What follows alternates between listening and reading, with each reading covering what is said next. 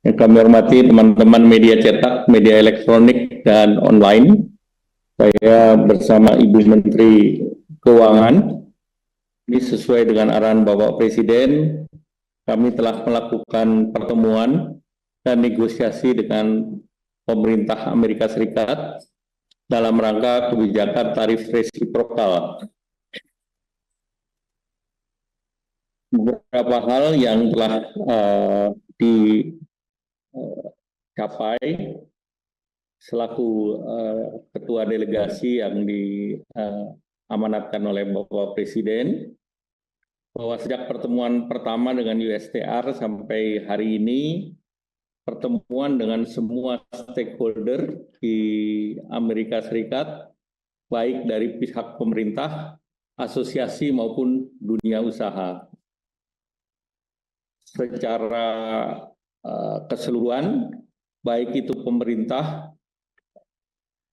di Amerika Serikat, asosiasi maupun dunia usaha, mengapresiasi langkah-langkah yang dilakukan oleh Indonesia. Dalam kebijakan ini kita sudah bertemu dengan Ambasador Greer dari USTR, Secretary Commerce Howard Lutnick, dan tadi sore dengan Secretary of Treasury Scott Bessent bersama dengan Menteri Keuangan, dan juga tadi pagi ketemu dengan Direktur of National Economic Council Kevin Hassett di West Wing. Dalam proses perundingan dan negosiasi, Indonesia berupaya mengedepankan kepentingan nasional dengan tetap mendorong penguatan hubungan bilateral dengan Amerika Serikat. Upaya pendekatan Indonesia telah diterima dan diapresiasi dengan sangat baik oleh USTR, Commerce maupun Treasury, dan semua membuka ruang dialog serta memberikan kesempatan untuk pembahasan teknis secara detail dalam 2 minggu ke depan, dan juga terdapat momentum yang baik untuk mendorong reformasi struktural yang sekarang sedang dilakukan untuk mendorong perdagangan dan investasi. Tawaran Indonesia kepada Amerika Serikat untuk mewujudkan kerjasama perdagangan yang adil, fair, dan square sepenuhnya mengacu kepada kepentingan nasional dan dirancang untuk menjaga perimbangan setidaknya pada 5 manfaat. Yang pertama, memenuhi kebutuhan dan menjaga ketahanan energi nasional. Yang kedua, memperjuangkan akses pasar Indonesia ke Amerika Serikat, khususnya dengan kebijakan tarif yang kompetitif bagi produk ekspor Indonesia. Yang ketiga, deregulasi untuk meningkatkan kemudahan berusaha perdagangan ini yang akan menciptakan lapangan pekerjaan. Yang keempat, memperoleh nilai tambah dengan kerjasama supply chain atau rantai pasok, industri strategis, dan critical mineral. Kelima, akses ilmu pengetahuan dan teknologi dalam berbagai bidang, antara lain kesehatan, pertanian, renewable energy. Kemudian juga dalam rangka upaya negosiasi pemerintah, komunikasi dan masukan dari para pengusaha, asosiasi bisnis, antara lain dari Semiconductor Industry Association, US ASEAN Business, USIBC, USINDO, dari korporasi antara lain Amazon, Boeing, Microsoft, Google, terutama seluruhnya dalam rangka penguatan kerjasama Indonesia dan Amerika Serikat, dan seluruh stakeholder tersebut mendukung upaya Indonesia untuk mendapatkan keadilan. Secara keseluruhan, pemerintah Amerika Serikat mengapresiasi strategi dan pendekatan serta proposal yang diusulkan oleh Indonesia, dan kedua pihak menyetujui proses yang lebih intensif di tingkat teknis. Bahkan secara teknis sudah dipersiapkan 5 sektor khusus untuk sejenis working group agar ada percepatan dalam pembahasan. Indonesia telah menandatangani non-disclosure agreement dengan USTR, artinya kita sudah masuk dalam fase negosiasi, dan Indonesia adalah salah satu dari 20 negara yang sudah memulai proses negosiasi awal.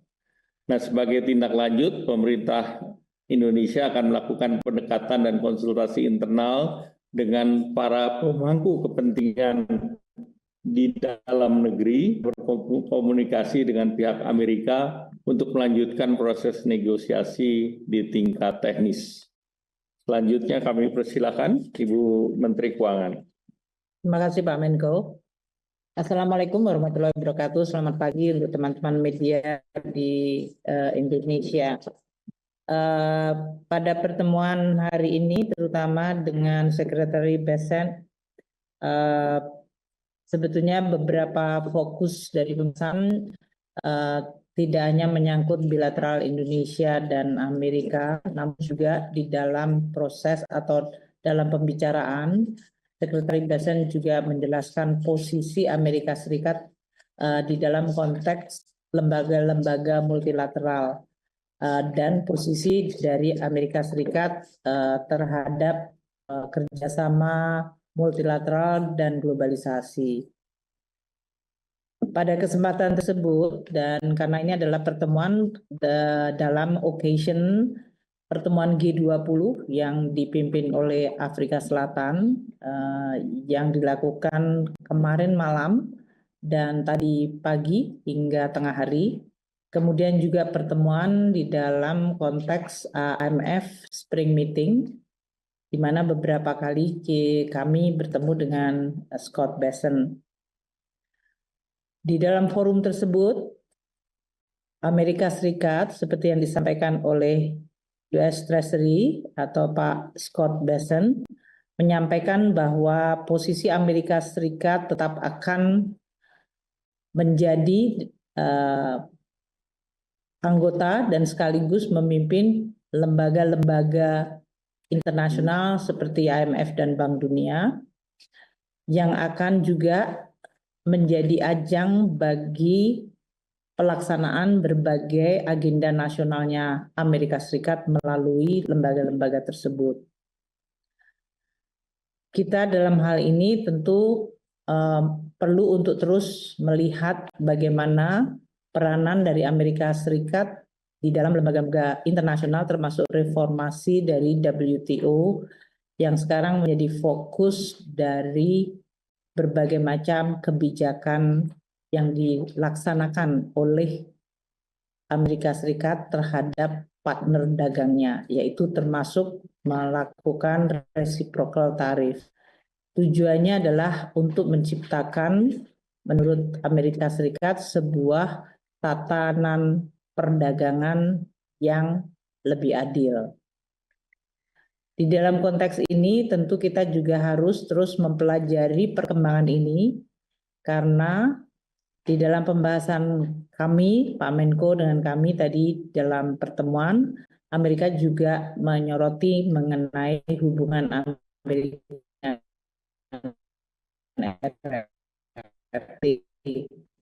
terhadap Indonesia maupun seluruh kawasan ekonomi di dunia.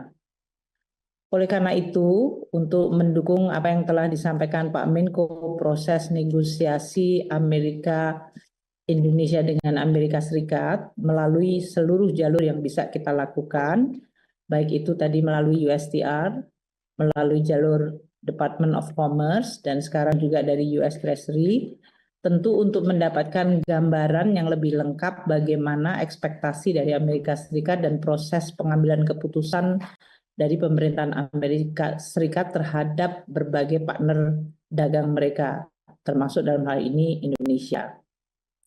Dalam kesempatan ini pun, saya karena ini adalah dalam rangka juga pertemuan G20 dan Spring Meeting, melakukan perbandingan catatan atau compare notes dengan beberapa menteri keuangan untuk menanyakan bagaimana negara masing-masing melakukan engagement dengan Amerika Serikat. Ini tentu tujuannya adalah supaya pada akhirnya akan ada sebuah solusi yang bisa bersifat menyeluruh sehingga akan menimbulkan kepastian dunia karena ketidakpastian dunia akan dan telah menyebabkan proyeksi perekonomian global yang melemah, dan itu tentu akan merugikan seluruh negara di dunia. Jadi untuk spring meeting ini juga untuk bisa bersama-sama menggunakan forum dan pertemuan untuk menurunkan tensi, ketegangan, dan juga untuk mencapai berbagai pemahaman bersama sehingga perekonomian dunia dan kondisi dari perekonomian masing-masing negara bisa terus terjaga agar tidak terjadi risiko perlemahan ekonomi atau bahkan resesi yang tentu akan berakibat kepada kesejahteraan rakyat dari semua negara. Itulah spirit yang terus dan akan terus disampaikan. Besok masih akan ada pertemuan untuk baik IMF maupun Bank Dunia. Globalisasi ini adalah sebuah mekanisme untuk menciptakan hubungan antar negara yang berdasarkan positive sum game, tentu telah menimbulkan juga dampak di masing-masing negara. Selama ini lebih banyak negara miskin atau negara emerging menganggap bahwa globalisasi tidak selalu menguntungkan secara adil. Namun di dalam fenomena yang sekarang terjadi, justru Amerika Serikat sebagai negara terbesar di dunia juga menganggap dirinya menjadi korban dari globalisasi. Ini memberikan suatu tekad bersama di dalam pembahasan G20 bahwa rezim dari perdagangan global dan lalu untuk dilakukan reformasi. Dan inilah agenda yang akan terus dibahas di dalam forum-forum internasional. Mungkin itu yang bisa kami sampaikan sebagai tambahan Pak Menko, bahwa konteks antara bilateral Indonesia dan Amerika, dan Indonesia seperti yang disampaikan Pak Menko mendapatkan apresiasi atas respons untuk berdialog dan untuk melakukan negosiasi. Kedua, yang dihargai adalah proposal Indonesia yang disampaikan oleh Pak Menko Perekonomian Pak Erlangga, termasuk proposal yang paling lengkap dan detail yang menggambarkan suatu kerjasama yang saling menguntungkan. Dan yang ketiga, apa yang dilakukan Indonesia sesuai dengan arahan Presiden Prabowo untuk melakukan reformasi dan deregulasi itu adalah untuk kepentingan Indonesia sendiri, namun sekaligus bisa memecahkan masalah baik masalah bilateral maupun masalah global. Jadi ini adalah sebuah pengakuan dari Amerika Serikat terhadap langkah-langkah yang dilakukan oleh Indonesia, dan dengan bekal komunikasi awal yang tadi kan Indonesia among the first timer, the first mover, itu dianggap akan memberikan advantage atau keuntungan dalam posisi Indonesia di dalam proses perundingan ini. Feedback yang positif ini tentu akan dijadikan bekal bagi kita untuk terus melakukan pembahasan di level teknis dengan MOU yang menandakan bahwa masuknya kepada fase negosiasi menjadi yang awal, satu dari 20 negara yang awal. Dan selanjutnya tawaran dan permintaan Indonesia kepada pihak Amerika Serikat dengan 5 manfaat sepenuhnya mengacu kepada kepentingan nasional negara Republik Indonesia dan dirancang secara berimbang. Tindak lanjutnya, yang pertama akan dilakukan konsultasi internal di dalam negeri dan kemudian terus berkomunikasi dengan pihak Amerika Serikat.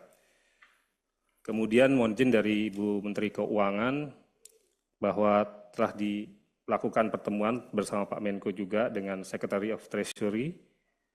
Kemudian dalam konteks yang sama juga dalam keperluan G20 dan IMF Spring Meeting. Jadi ketiga pertemuan tersebut untuk mengetahui posisi Amerika Serikat dalam konteks lembaga-lembaga multilateral, dan tadi sudah dijelaskan bahwa Amerika Serikat tetap akan menjadi anggota. Kemudian juga dijelaskan oleh Bu Menteri Keuangan bahwa diperlukan reformasi WTO sendiri dengan adanya kebijakan resiprokal tarif untuk mendapatkan tatanan perdagangan yang lebih adil. Semua jalur sudah ditempuh dan tadi disampaikan juga bahwa proposal yang disampaikan oleh Indonesia, Pak Menko Perekonomian, mendapat respon yang sangat positif karena baik menyangkut kepentingan bilateral dan juga kepentingan global. Mohon izin, demikian highlight yang dapat kami sampaikan. Izin Pak Menko, apakah kita bisa berlanjut ke sesi kedua, tanya jawab? Silakan. Terima kasih Pak.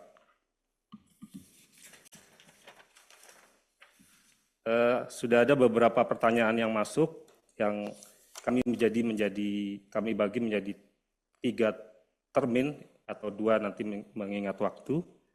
Yang pertama dari Ayos Carlos dari iNews. Ada 3 pertanyaan akan saya sampaikan secara singkat. Yang pertama adalah terkait pelayanan QRIS hingga kondisi Mangga 2 yang dituding sebagai tempat barang bajakan. Apa alasan Amerika Serikat dan apakah dibahas dalam perundingan dan apakah langkah pemerintah?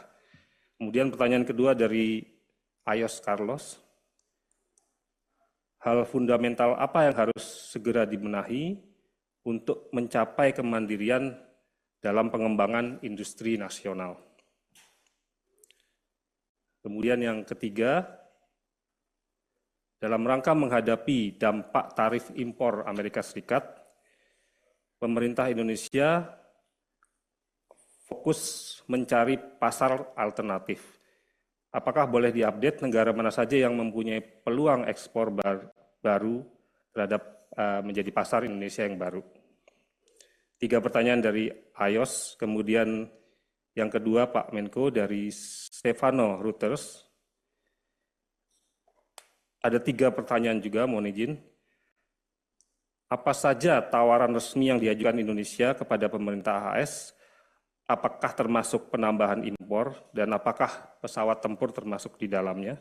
Kemudian yang kedua, apa respon awal dari pemerintah Amerika Serikat terhadap tawaran-tawaran Indonesia dan kapan dijanjikan akan direspon oleh Amerika Serikat?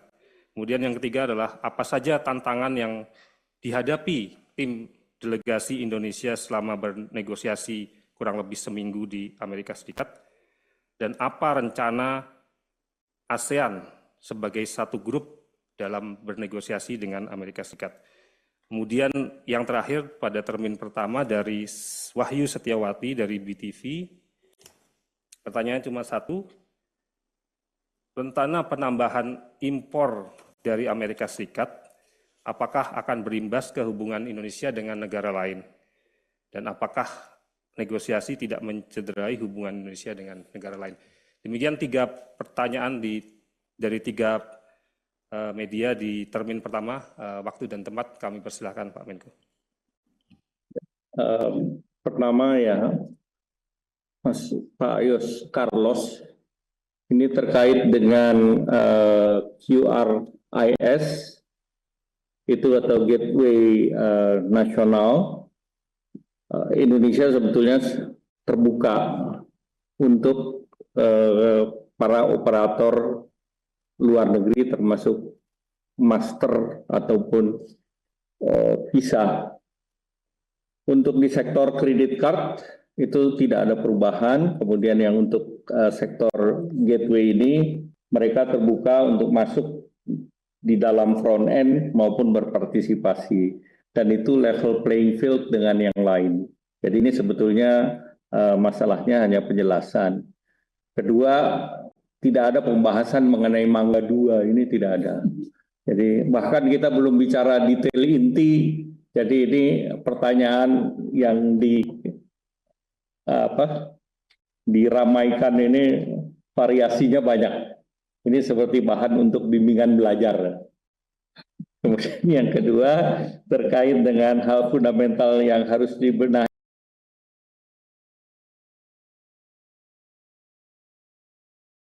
oleh sektor pengembangan industri, tentunya terkait dengan akses terhadap pasar-pasar produk industri nasional.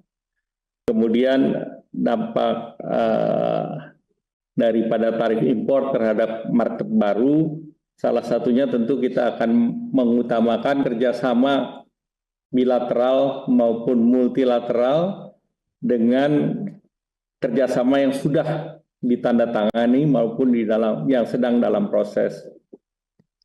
Antara lain juga Indonesia menargetkan untuk menyelesaikan EU-SEPA dan kami sudah berkomunikasi dengan komisioner di EU-SEPA dan mereka pada prinsipnya sekarang sangat terbuka dan sangat ingin agar SEPA ini segera diselesaikan. Jadi ini perubahan yang cukup mendasar. Kemudian tentu Indonesia baru masuk menjadi BRICS dan ini juga menjadi akses pasar yang baru dan juga aksesi Indonesia di dalam CPTPP. Nah, itu akan membuka pasar baru, baik itu UK, kemudian Meksiko, dan beberapa negara Latin Amerika lain.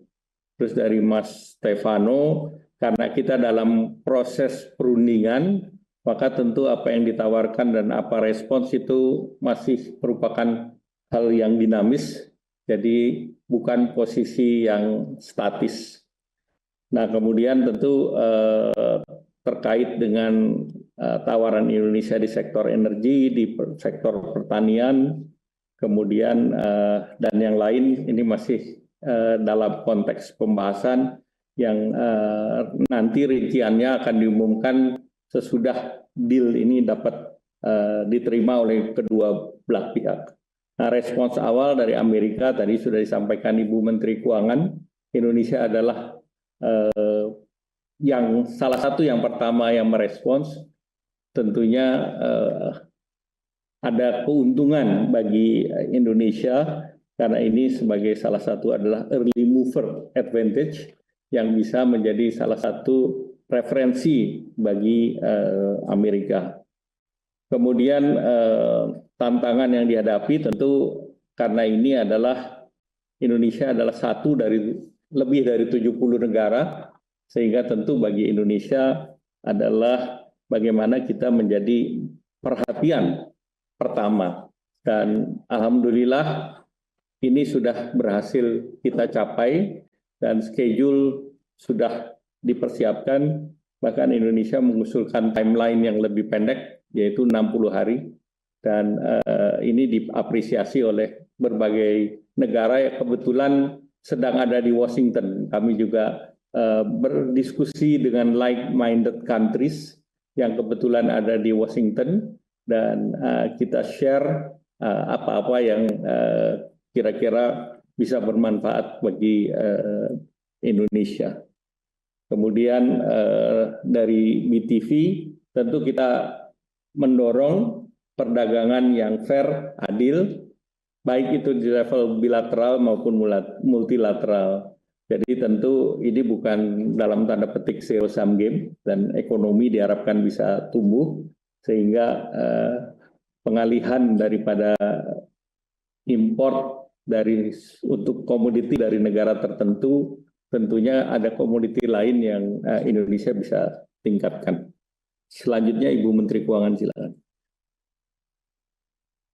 Pak Menko sudah menjelaskan dari sisi pendekatan disampaikan tadi oleh Sekretari Bessent, memang Amerika melakukan perundingan secara bilateral.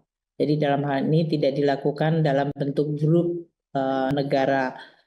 Namun itu tidak berarti bahwa Indonesia dan tentu saja dalam hal ini kita dengan ASEAN tidak bisa bertukar informasi untuk bisa melihat apa potensi-potensi kerjasama baik di dalam proses perundingan ini maupun di dalam konteks apa yang bisa dilakukan untuk memitigasi risiko dan berbagai kemungkinan.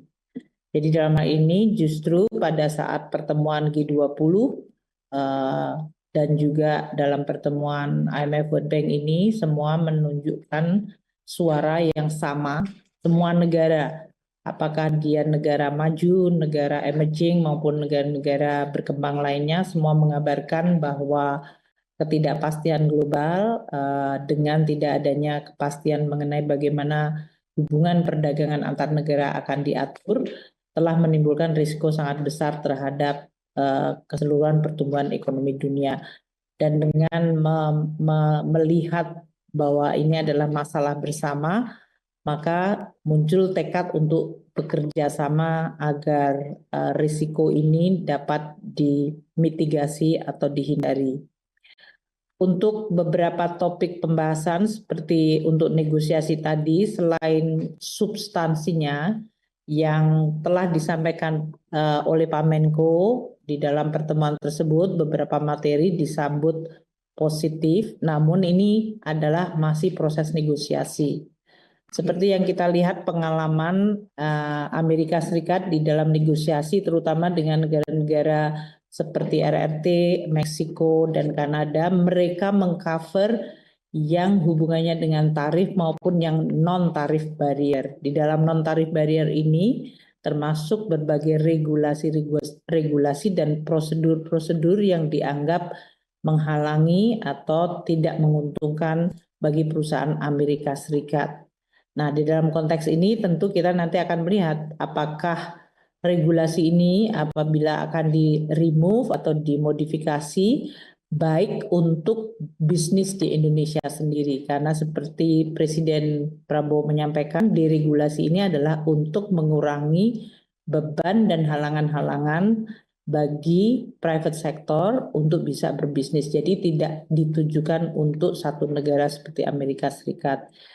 Dan oleh karena itu nanti tim deregulasi dan substansi akan terus dibahas bersama Pak Menko Perekonomian. Sebagian ada di dalam kewenangan Kementerian Keuangan, sehingga nanti kita akan terus bersama-sama dengan kementerian lain dan lembaga terkait untuk terus memperbaiki dan membenahi berbagai regulasi-regulasi tersebut. Ini sesuai dengan pertanyaan mengenai kemandirian industri nasional. Jadi industri nasional akan menjadi kuat apabila lingkungan peraturan atau environment dari regulation-nya memenuhi dan menciptakan competitiveness. Dalam hal ini tentu peraturan yang makin sederhana, kepastian hukum, dan berbagai hal yang bisa menimbulkan kepastian dan dampak positif bagi competitiveness industri akan menjadi fokus dari reform kita. Nah, apa yang akan kita lakukan ini akan sekaligus juga menjadi salah satu bargaining untuk bernegosiasi dengan Amerika Serikat. Saya rasa untuk peluang ekspor baru, kita terus melakukan analisa bersama dengan tim Pak Menko dan yang lain. Secara analitik kita bisa mengidentifikasi beberapa dari komoditas Indonesia yang memiliki real comparative advantage.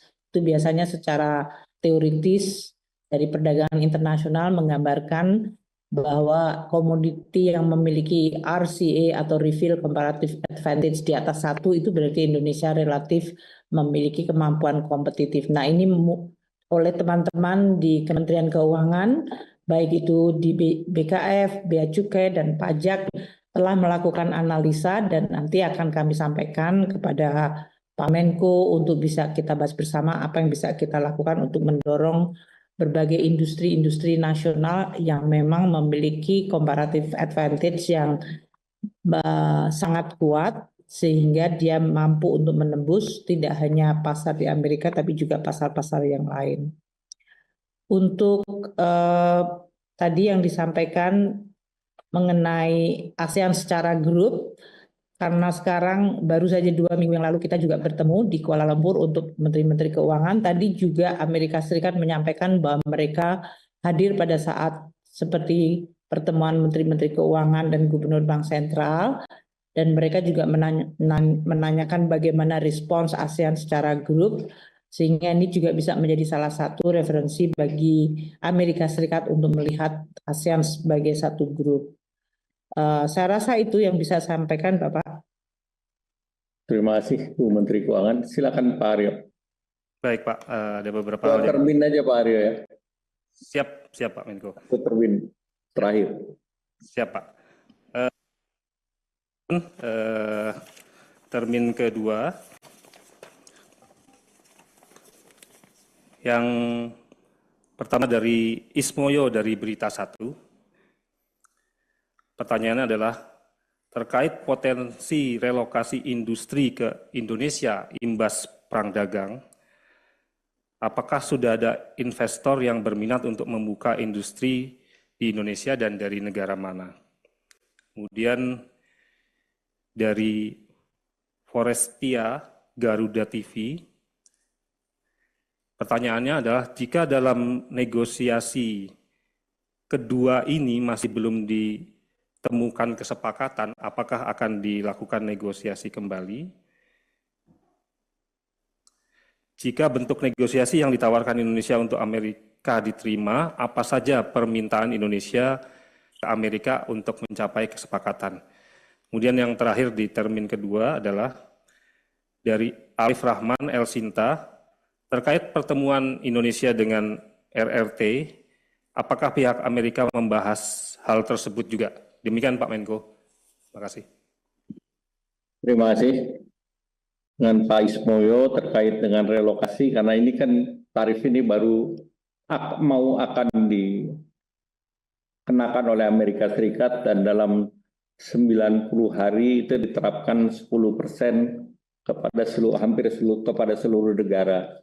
Sehingga tentu relokasi ini yang terkait dengan tarif belum berdampak hari ini, karena ini bukan sesuatu yang instan.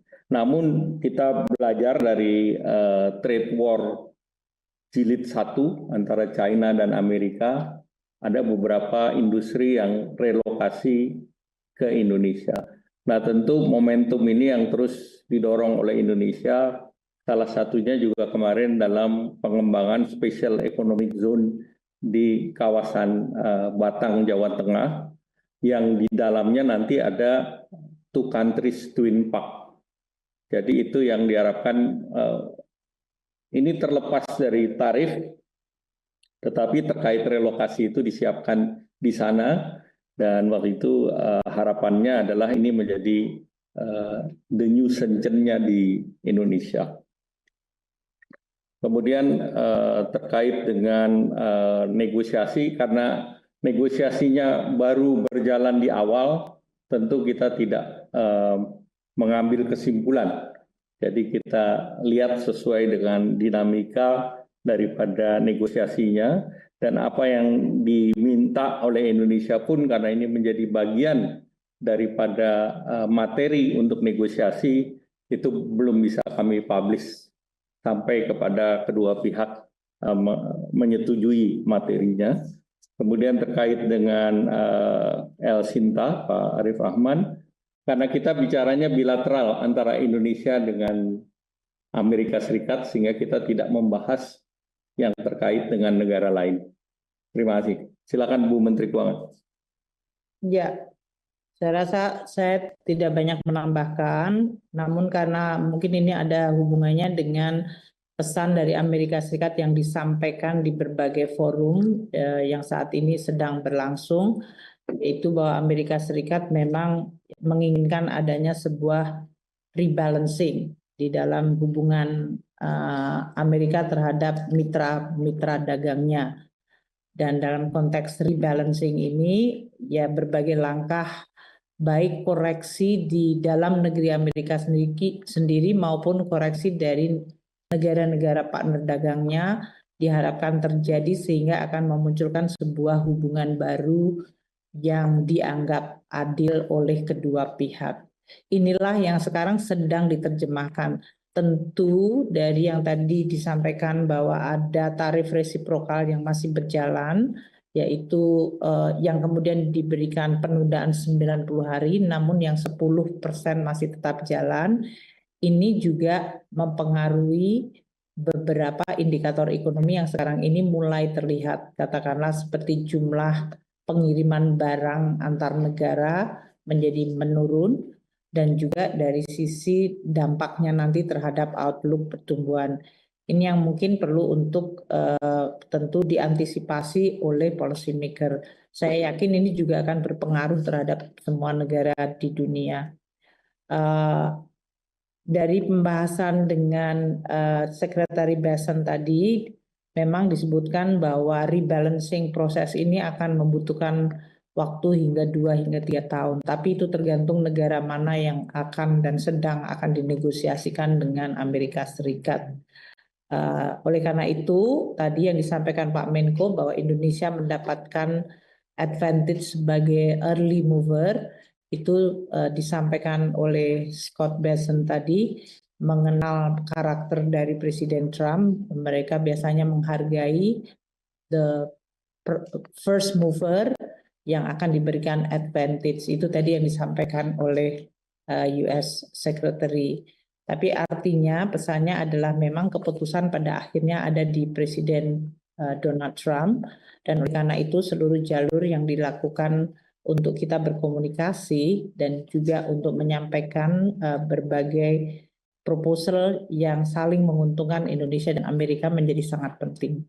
Demikian Pak Menko. Terima kasih Bu Menteri Keuangan. Kembalikan Pak Haryo. Terima kasih Pak Menko, Bu Menteri Keuangan, karena sudah 2 termin tadi sesuai arahan Pak Menko, dan juga menimbang waktu di Amerika Serikat. Sekiranya Pak Menko atau Bu Menteri Keuangan ada statement penutup yang perlu penegasan, kami persilahkan Pak. Ya, pertama tentu kita harus berhati-hati karena outlook pertumbuhan ekonomi dunia mengalami penurunan dan perdagangan juga volumenya juga akan terkena penurunan. Maka tentu kita di dalam negeri, seluruh pelaku ekonomi, ya kita harus bersiap-siap dan juga perlu mencari alternatif pasar baru, dan karena persaingan akan semakin ketat karena dengan berbagai biaya masuk yang akan dikenakan, maka tentu kita harus mendorong competitiveness ataupun bagaimana daya saing itu diperkuat. Dan yang ketiga, kita perlu juga melakukan intra perdagangan yang lebih dalam dengan rekan kita di ASEAN. Dan itu menjadi kesepakatan dalam pertemuan dengan menteri-menteri perekonomian ataupun perdagangan di ASEAN. Dan ini juga menjadi target kita karena memang negara-negara berkembang dan negara-negara di blok regional itu menjadi salah satu shock breaker untuk mengerem ketidakpastian gejolak ke depan. Bu Menteri Keuangan, silakan. Oke Bapak, tadi yang disampaikan kita terus harus mewaspadai berbagai dampak dari proses ini yang disampaikan tadi, bahkan dengan pos 3 bulan saja tentu juga sudah akan memberikan dampak. Jadi dalam hal ini Indonesia harus terus menyiapkan berbagai instrumen policy untuk bisa memitigasi dampak dari kebijakan yang mempengaruhi perekonomian dan perdagangan seluruh dunia ini.